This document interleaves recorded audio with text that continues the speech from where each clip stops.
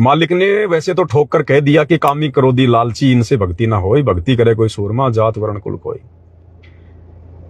आपने कभी विचार किया हो, गुरुदेव हमें सत्संग में विश्वामित्र की कथा सुनाते हैं, मार्कंडेय ऋषि की कथा सुनाते हैं, और क्या बताया गुरुदेव ने कि एक समय विश्वामित्र तपस्या कर रहा था। इंद्र को चिंता हो गई, अब इसकी तपस्या कैसे खंडित की जाए, इसके तप को कैसे खंडित किया जाए।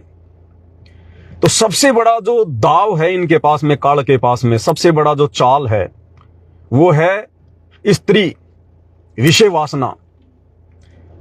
तो इंद्र ने क्या किया, उर्वशी को भेज दिया।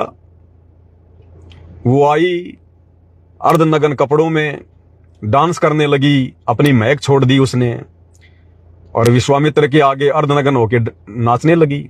धीरे धीरे विश्वामित्र की आंखें खुल गई। आंखें खुलने के बाद में विश्वामित्र की उसके प्रति आसक्ति हो गई।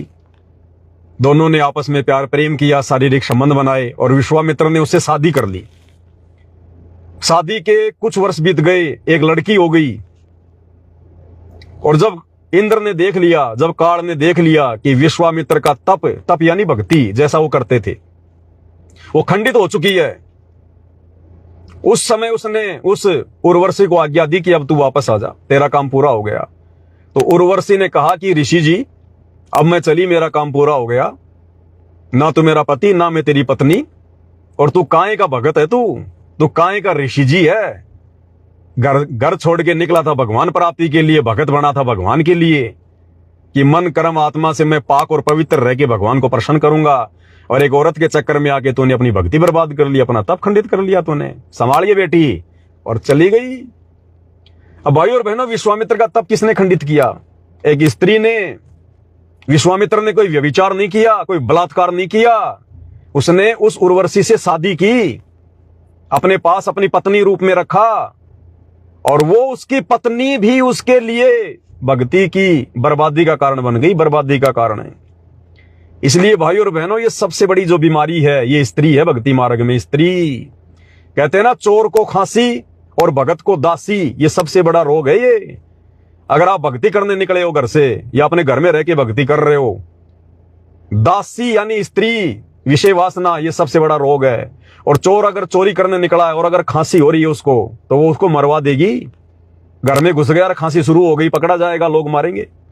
इसी प्रकार भगत है, भक्ति कर रहा है, और औरत के भी संपर्क में है, अपनी या चाहे कोई और की, वो सबसे बड़ी बीमारी है। परमात्मा कहते हैं आग पराई या अपनी, हाथ दिए जल जाए। औरत अपनी या पराई, उसको भोगे सब कुछ जाए। तो ये विश्वामित्र का उदाहरण है।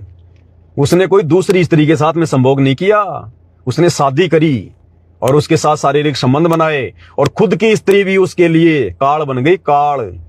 इसी प्रकार जब मार्कंडेय ऋषि बंगाल की खाड़ी में तपस्या कर रहा था, तो काल ने क्या दाव चला, अपनी औरत को भेज दिया, क्योंकि आदमी यही मरता है, यहीं पे सबसे ज्यादा भक्ति का नाश यही होता है।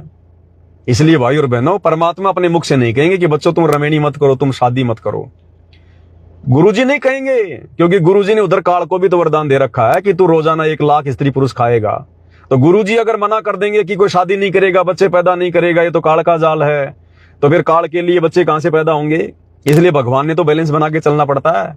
इसलिए परमात्मा संकेतों में बात करेगा, और संकेतों में तो छोड़ो, गुरुदेव ने तो वाणियों में साफ साफ कह ही दिया, कामी क्रोधी लालची इनसे भक्ति ना होए, भक्ति करे कोई शूरमा जात वर्ण कुल खोए। आग पराई अपनी, हाथ दिए जल जाए, नारी पराई अपनी, भोगे सब कुछ जाए। और गुरुदेव कहते हैं भग भोग्या भग उपजय, भग से बचा ना कोई, और जो कोई भग से बचे, भाई भगत कहावे सोई। जिस दिन तुम इस गंदगी से दूर हो जाओगे, तब तो तुम एक भगत कहलाओगे।